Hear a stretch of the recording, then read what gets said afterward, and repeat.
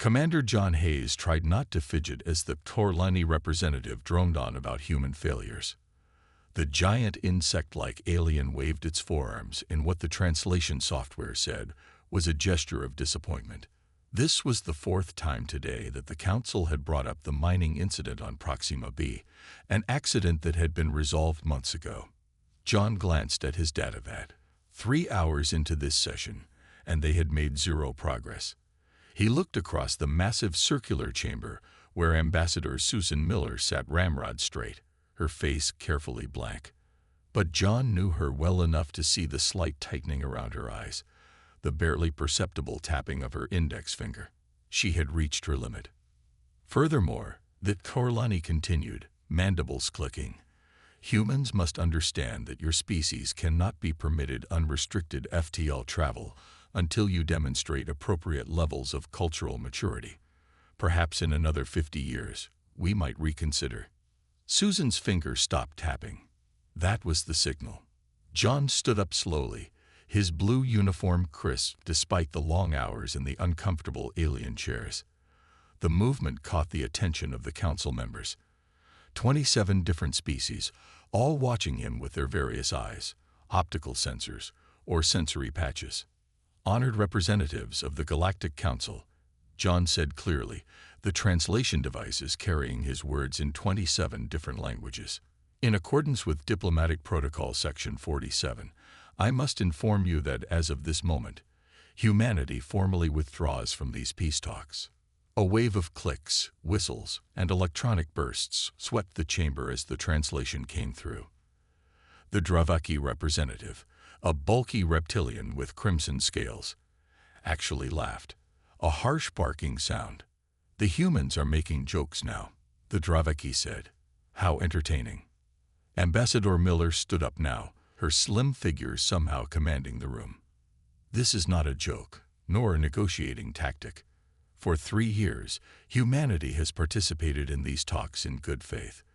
For 3 years, we have endured delays, impossible demands, and thinly disguised threats. We came seeking partnership.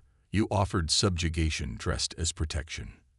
The Telverans, jellyfish-like beings floating in personal gravity bubbles, moved closer together, their translucent bodies pulsing with blue light that showed their agitation. You cannot simply withdraw, their speaker said, voice coming through the translator as a gentle but firm whisper. The consequences. We are fully aware of the consequences, Susan cut in. We choose them over the terms you've offered. John nodded to Lieutenant Kate Hudson, who had already begun shutting down their secure terminals. She worked quickly, her fingers flying over the screens, removing all traces of human data from the shared network. The Exorlani high speaker rose to its full height, nearly 10 feet tall, its compound eyes flashing. This is childish behavior. You will return when hunger and isolation teach you wisdom. John stepped forward. With respect, High Speaker, humanity will not be returning to these talks. Not under the current framework. The council chamber erupted in noise. Some representatives argued with each other, while others tried to approach the human delegation. Security fields hummed to life, keeping everyone separated. As the human team gathered their remaining materials, the Altheran representative, a small gray-skinned humanoid, approached as close as the security field allowed. Commander Hayes, it said quietly, some of us argued against this approach to your species. This mistake may cost us all dearly. John nodded once but said nothing. Susan led the human delegation out of the chamber, 12 men and women walking in perfect formation. As the massive doors closed behind them, Kate spoke softly. Do you think they'll come after us? No, John replied. They don't consider us a threat. That's their second mistake. Susan's communicator beeped. The secure line to Earth. President Alan Grant was waiting for confirmation. It's done, she said simply. Understood, came the president's voice. Operation Silent Retreat begins now. Come home, Ambassador. All of you come home. As their ship detached from the massive council station, John looked back at the gleaming structure. The Galactic Council thought this was the end of the story. But as stars stretched into lines around their vessel, John knew the truth. This was just the beginning. 2 weeks passed since humanity's dramatic exit from the peace talks. In the grand meeting hall of the Galactic Council, life continued as if nothing important had happened. The Exorleni representatives discussed trade routes with the Teltharans. The Dravaki argued with the Solarians about mining rights. No one mentioned the empty human seats. The humans will return, the Exorleni High Speaker told the Council's inner circle. Their economies cannot survive without our trade networks. Give them 1 month, perhaps 2. Only Norval, the Altheran diplomat with wrinkled gray skin and large, knowing eyes, seemed troubled. We should not dismiss them so easily, he warned. Humans are unpredictable. Meanwhile, across the solar system, Captain Eric West oversaw the final evacuation of Europa Base. The massive underground research facility had been home to over 3,000 scientists and engineers for the past decade. Now, the last transport ship prepared to leave. All sensitive materials removed, sir, reported his second-in-command. The automated systems protocol is running. From the outside, everything will appear normal. Eric nodded, looking around the empty command center. Screens still blinked with fake data that would fool the Council's monitoring satellites. Robots would maintain basic operations, creating the illusion of human presence. Let's go home, he said simply. Throughout human space, similar scenes played out. Major Lisa Franklin coordinated from Mars Command as human personnel quietly withdrew from every shared research project, every joint military exercise, every diplomatic outpost. They left behind only automated systems and carefully crafted illusions. On Earth, Defense Secretary William Moore entered the underground complex beneath the Rocky Mountains. The massive doors, hidden for years from Council observers, opened to reveal a sight that would have shocked the alien diplomats. Row upon row of advanced ships under construction. How soon? Moore asked the project director. First fleet will be ready in 3 days. Second fleet in 2 weeks. The director smiled. The new drive systems are performing better than expected. Moore nodded with satisfaction. And Project Aegis. Dr. Wright says the prototypes are operational. We're deploying the first units to the outer system boundary tonight. In her laboratory buried deep beneath the Pacific Ocean, Dr. Nancy Wright watched as her team loaded the sleek, disc-shaped devices into launch tubes. Each one was barely 3 meters across but contained technology the Council believed impossible for humans to develop for centuries. Launch sequence initiated, her assistant said. Deployment in 5 minutes. Nancy touched the smooth surface of the nearest device. 5 years of work, she whispered, and they never suspected. The Council had always underestimated humans. They saw Earth's official technology, the ships and weapons humanity had publicly displayed, and assumed they knew everything. They never imagined that humans, remembering centuries of their own wars and betrayals, would keep their most advanced developments hidden away. In his office at Central Command, Admiral Peter Collins received the updates from across human space. Operation Silent Retreat was proceeding exactly as planned. The Council's observer ships reported nothing unusual, still believing they were watching all human activity. Sir, his aide said, entering with a fresh report, the Telvaran observer near Saturn is requesting permission to inspect the mining operations there. Peter smiled. Let them. They'll see exactly what we want them to see. The Council's observer, a Telvaran named Zixta, drifted in his personal gravity bubble as his ship approached the human mining station. His sensors showed normal activity, humans working, resources being processed, communication signals flowing. What he couldn't know was that everything he saw was an elaborate hologram. The actual mining equipment had been removed days ago. The communication signals were automated. The human workers were projections. All appears normal. Zixta reported back to the Council. The humans are continuing routine operations. They seem to be pretending their diplomatic tantrum never happened. As the Telvaran ship departed, A small, nearly invisible probe detached from its hull, one of many tracking devices humanity had placed on Council vessels over the years. Now these hidden devices served a new purpose, monitoring the observers who thought they were doing the monitoring. The pieces were moving into place. Humanity was not retreating. They were preparing. 3 months after humanity's withdrawal, the Galactic Council finally noticed something strange. The monitoring stations along the border of human space had stopped sending regular reports. At first, the Council technicians assumed it was a simple malfunction. "Send repair drones," ordered the Torlani supervisor. The repair drones never returned. Next, they sent scout ships, fast, small vessels designed to observe and report. None of them returned either. No distress signals, no debris fields, simply silence. In the Grand Council chamber, an emergency session convened. Representatives from all 27 species gathered, their voices rising in confusion and concern. "What are the humans doing?" demanded the Dravaki war commander, pounding his scaled fist on the table. "This is clearly an act of aggression." The Solarian representative, a swirling cloud of luminous gas in a containment field, pulsed gently.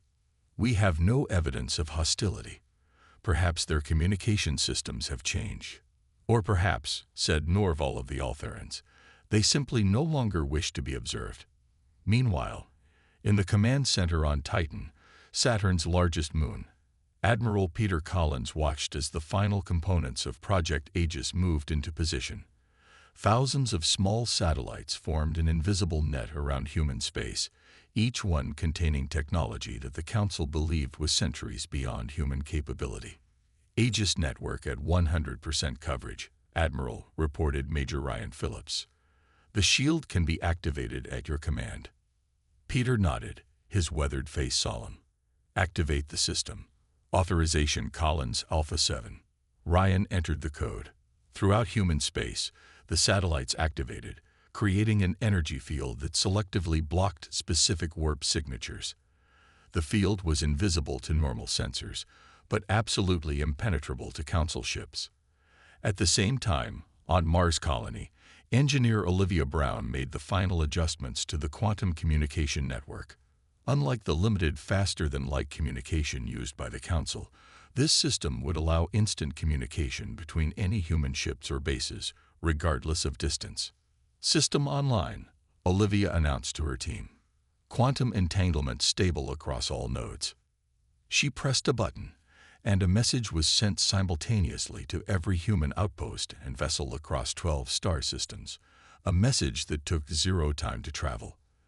The Council had always believed such technology was impossible, violating the laws of physics as they understood them. The Council had been wrong about many things.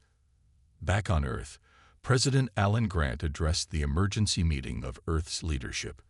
The holographic displays showed the faces of colony governors and fleet commanders from across human space. "The first phase of Operation Silent Retreat is complete," Grant said. "Our borders are secure. Our communication network is operational. Now we wait." Defense Secretary Moore spoke up.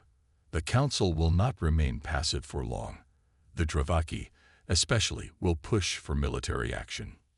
"Let them come," said Admiral Collins from his display. "They'll find we're not as vulnerable as they believed." In the Council chamber, the debate grew heated. The Dravaki delegation demanded immediate military action. The Telvarans called for patience. The Solarians suggested reopening diplomatic channels. Finally, the High Council voted to send a formal delegation to Earth, a last attempt at diplomacy before considering more drastic measures. The diplomatic vessel, carrying representatives from 7 species, entered the edge of human space, proceeding with caution toward the Sol system. As they approached where the border monitoring stations should have been, their sensors detected nothing unusual. "Perhaps the humans simply dismantled the monitoring network," suggested the Telvaran diplomat. Then suddenly, the ship stopped. Not slowed down, stopped completely, as if it had hit an invisible wall. The engines strained at full power, but the ship couldn't move forward, backward, or in any direction. "What is happening?" demanded the Torleni representative. On the ship's communication screen, a human face appeared. Ambassador Susan Miller, who had walked out of the peace talks 3 months earlier. "Welcome to the border of human space," she said calmly. "I'm afraid we're not accepting visitors at this time." The council representatives stared in shock. The humans had created technology that could stop a ship moving at faster than light speeds, technology that should have been impossible. And that was just the beginning of their surprises. 6 months into humanity's isolation, the Galactic Council's patience ran out. The diplomatic vessel had returned with troubling news of an impossible barrier. Council scientists worked day and night to understand how humans had created such technology, but found no answers.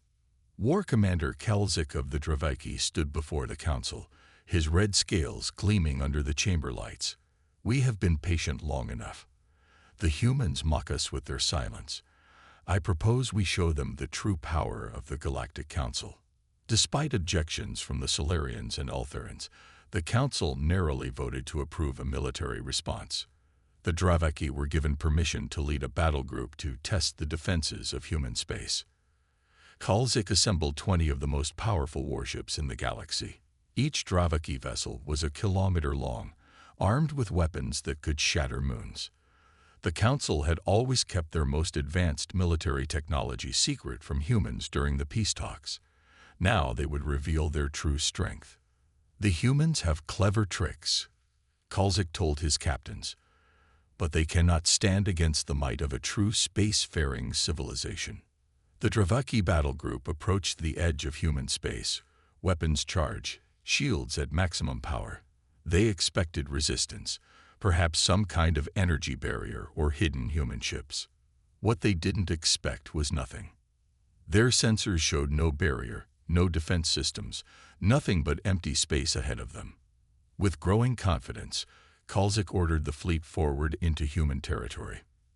"They were bluffing," he said with a harsh laugh. "Their barrier was just a trick against the diplomatic vessel."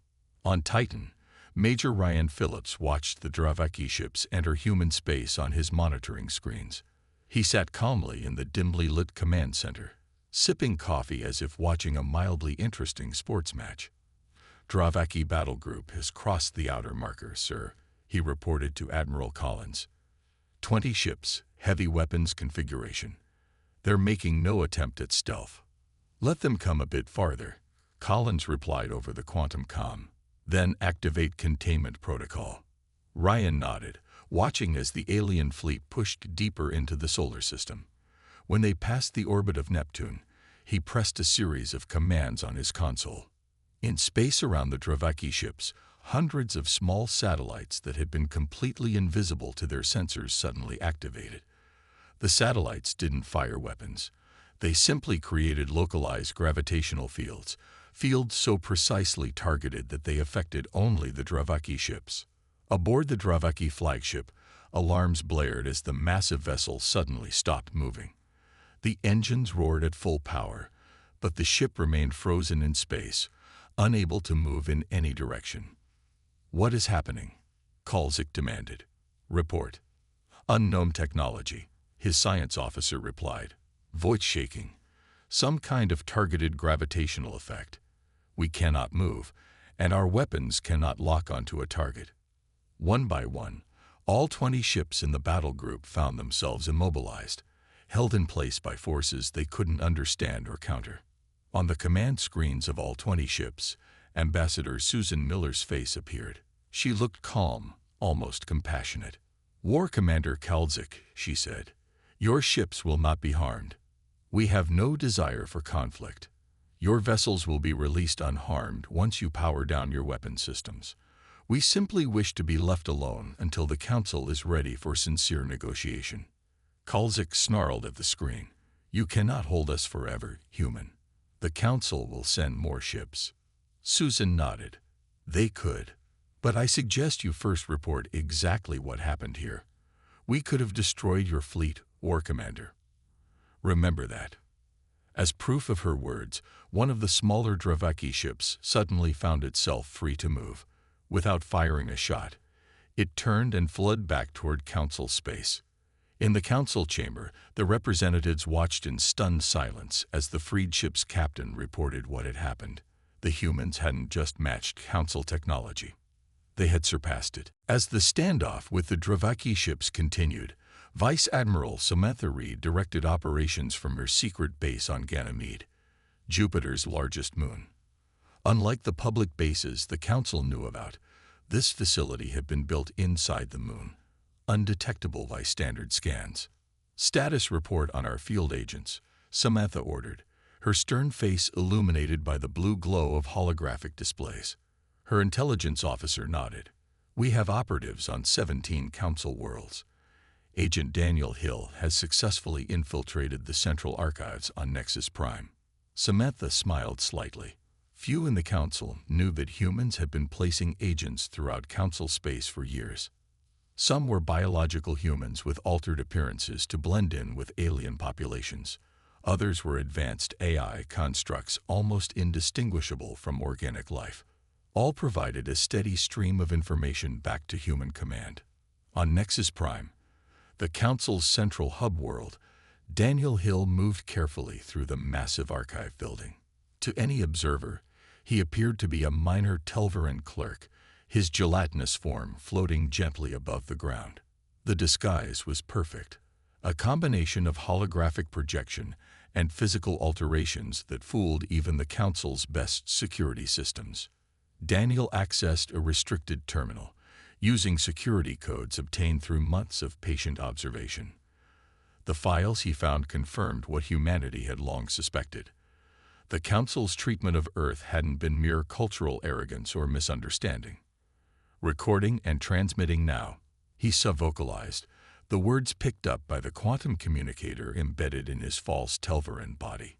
Instantly, the data streamed to Samantha's command center on Ganymede. Samantha watched as the classified Council documents appeared on her screen. Meeting minutes, private communications between Council members, secret directives, all revealing a disturbing truth. Certain Council factions had deliberately sabotaged the peace talks with humanity. "They were afraid of us," she said quietly.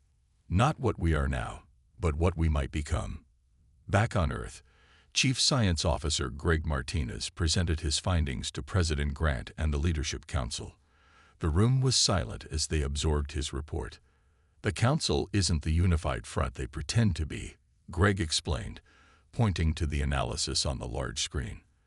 "There are at least 3 major factions, divided by ancient rivalries that go back thousands of years. The peace talks were doomed from the start because they couldn't agree among themselves about how to deal with us." President Grant nodded slowly. "Can we use these divisions to our advantage?" "I believe so," Greg replied. "The species that treated us most fairly, the Solarians, the Altherans, are actually quite powerful within the Council structure, but they were overruled by the militant factions like the Dravaki and Torlani." As if on cue, a communication alert sounded. The secure quantum channel was receiving a transmission, not from a human source, but from Norval, the Altheran diplomat who had warned about dismissing humanity too easily. The alien's gray face appeared on screen, large eyes blinking slowly. "President Grant, I speak without the Council's knowledge or approval. My species has recognized human potential from the beginning. We argued against the approach the Council took with your kind." Grant leaned forward. "Why contact us now, Norval?" "Because the Council is fracturing. The Dravaki humiliation has exposed weaknesses that can no longer be hidden. My government wishes to propose a separate alliance with humanity, outside Council authority." The human leaders exchanged glances. This was the first crack in the Council's united front, the first opportunity to reshape galactic politics. "We will consider your offer carefully," Grant said diplomatically, "but we need guarantees. Trust has been damaged." Norval nodded. "Of course.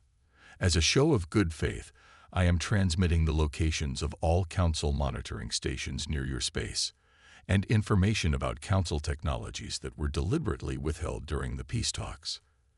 As the data transfer began, Admiral Collins smiled for the first time in months. "The tide is turning," he said quietly. The humans hadn't just withdrawn from peace talks. They had changed the rules of the game entirely. 1 year had passed since humanity withdrew from the peace talks. The effects were now rippling through the galactic economy in ways no council member had predicted. On the trading world of Zith Prime, a Telvaran merchant named Lokthar watched as his warehouse workers removed empty shipping containers from his storage facility. For the 3rd month in a row, no human goods had arrived. "How much longer can we last?" asked his business partner. Lokthar's jelly-like body pulsed with worried blue light. 2 months, maybe 3. Without human agricultural products, our food supplies will reach critical levels. Similar scenes play out across dozens of council worlds. The Telvarans, who had treated humans with particular contempt during the peace talks, were now facing serious food shortages. Their worlds, mostly covered in oceans, produced little land-based food. They had come to rely on Earth's exports. The Korlani found their manufacturing slowing as human raw materials and component parts stopped flowing into their factories. The Dravaki military discovered that weapon systems incorporating human innovation were impossible to maintain without human expertise. In the council chamber, the atmosphere had changed dramatically. Where once there had been unity in their approach to humanity, now accusations flew freely. "Your arrogance caused this crisis," shouted the Solarian representative, its gaseous form swirling with angry red patterns. "We warned the council not to underestimate humans. Now we all suffer the consequences." The Solarians, who had always been more supportive of humans, made a bold announcement. They would break with council policy and negotiate separately with Earth. Several smaller species quickly declared they would follow the Solarians' lead. Captain Laura White of the stealth vessel UES Phantom observed these developments from orbit around the Forlani homeworld. Her ship, equipped with cloaking technology the Council believed impossible, had been gathering intelligence for months. Another protest march in the capital city, she reported back to Earth via quantum communication. "The public is demanding their government restore relations with humans." Laura's reports confirmed what human intelligence had been suggesting. The mighty Galactic Council was fracturing along lines that had existed for centuries, but had been hidden beneath a veneer of unity. On Earth, Ambassador Susan Miller presented these findings to President Grant and his advisors.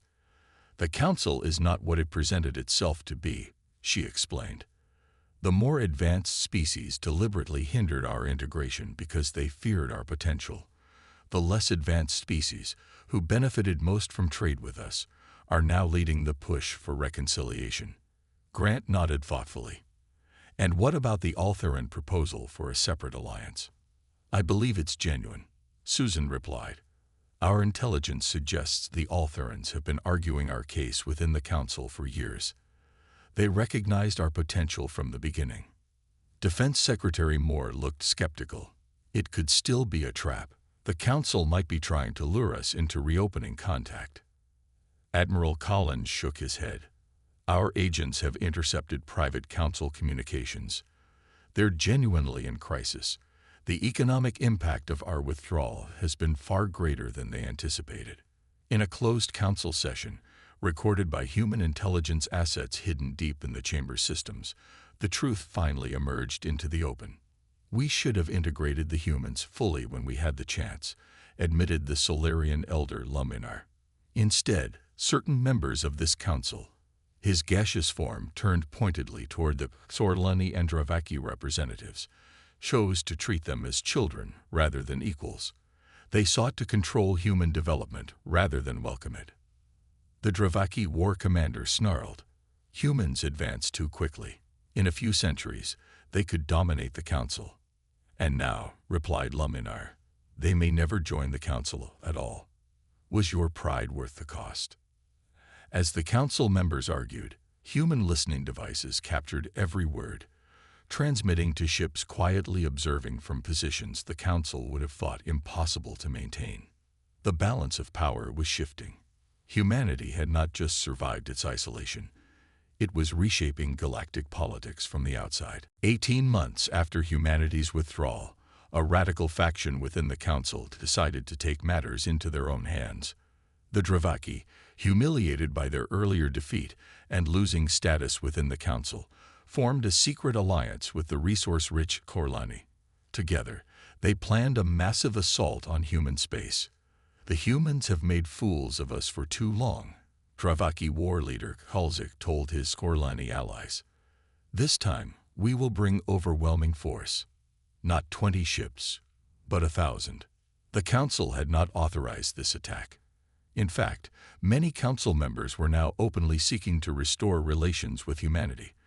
But the Dravaki and Korlani no longer cared about council approval. They gathered their fleets in a remote system, far from prying eyes. Or so they thought. What they didn't know was that human intelligence had been tracking their movements from the beginning. Admiral Collins received the reports in his command center on Earth. "They're planning to attack in 3 days," he told President Grant. "Almost 1,000 ships." Grant looked concerned but not afraid. "Can we handle a force that size?" Collins nodded confidently. "It's time to implement Protocol Lighthouse." For months, human ships had been quietly positioning themselves throughout the solar system, hiding in ways the Council's technology couldn't detect. Some used advanced cloaking systems. Others hid inside asteroids or within the atmospheres of gas giants. All were ready to respond at a moment's notice. When the combined Dravaki-Korlani fleet entered the outer solar system, Admiral Collins gave the order, "Initiate Protocol Lighthouse." General Frank Martinez, commanding the Human Defense Fleet, pressed a sequence of commands on his console. Throughout the solar system, over 5,000 human vessels suddenly appeared, seeming to materialize from nowhere.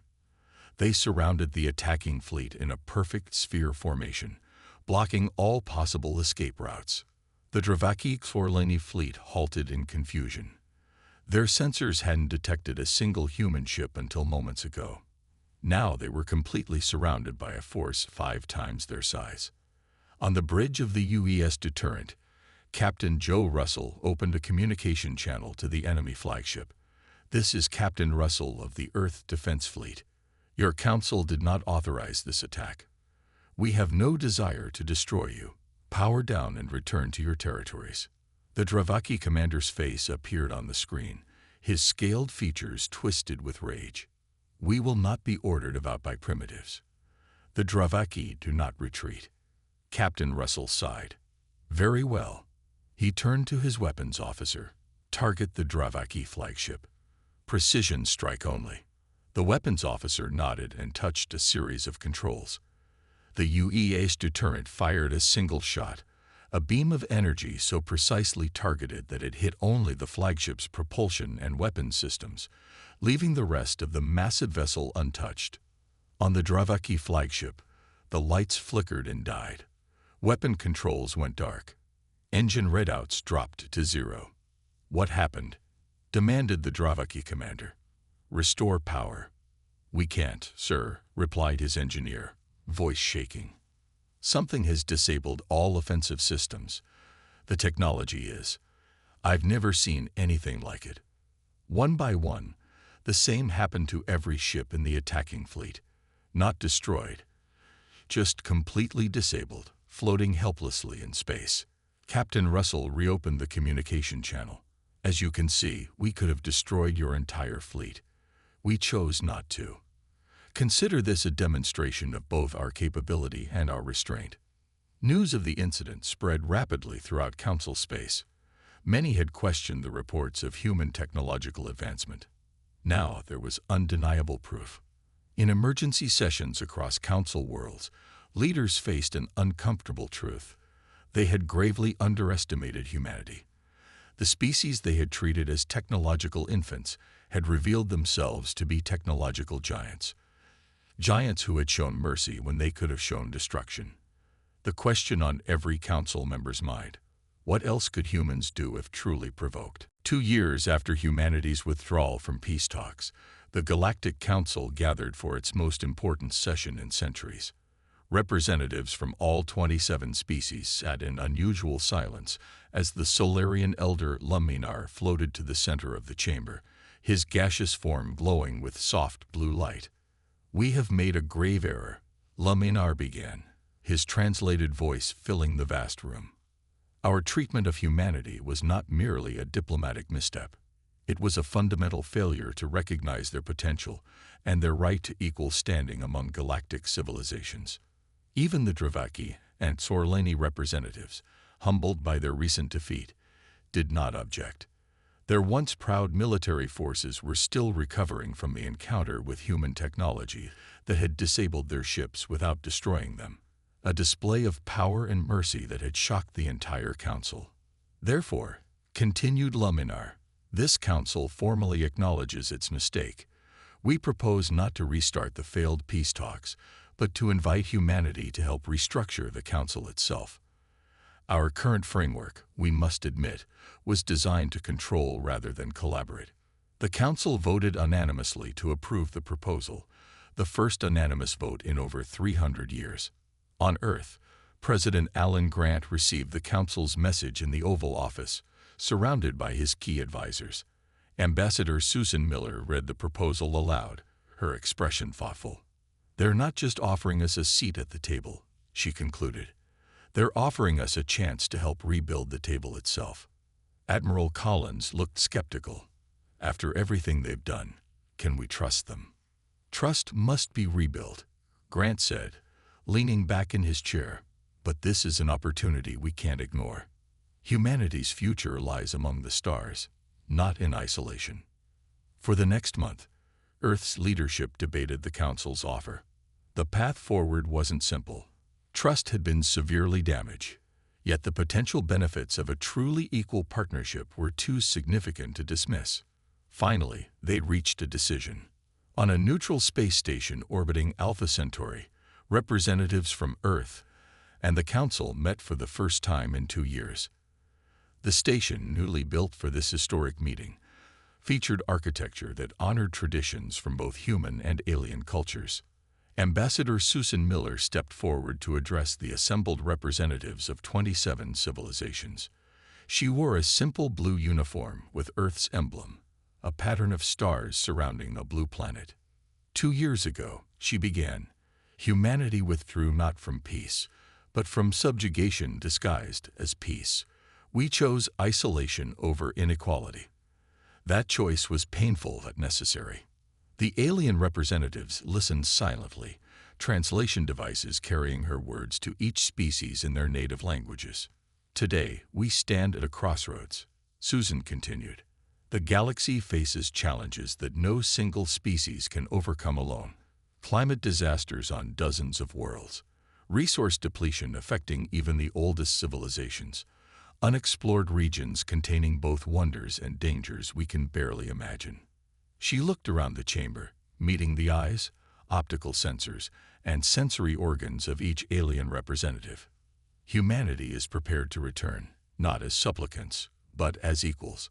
We bring our innovation, our adaptability, and yes, our technology, to share with species who recognize us as partners rather than children. Together, we can build something greater than the sum of our parts, but only with genuine respect and cooperation." As she finished, the chamber filled with the diverse sounds of alien approval, clicks from the Torlani, rumbling hums from the Dravaki, the pulsing light patterns of the Solarians, and many others. The Altheran representative Norval approached Susan as the formal meeting concluded. "Your species forced us to confront uncomfortable truths about ourselves," he said quietly. "The Council has existed for 50,000 years, but it may take a young species like yours to help us remember our original purpose." Susan smiled. "We all have much to learn from each other." As delegations began to mingle, humans and aliens cautiously reaching across the divide, a new era of galactic politics began, one where humanity's potential was no longer feared, but embraced as essential for the future of all intelligent life.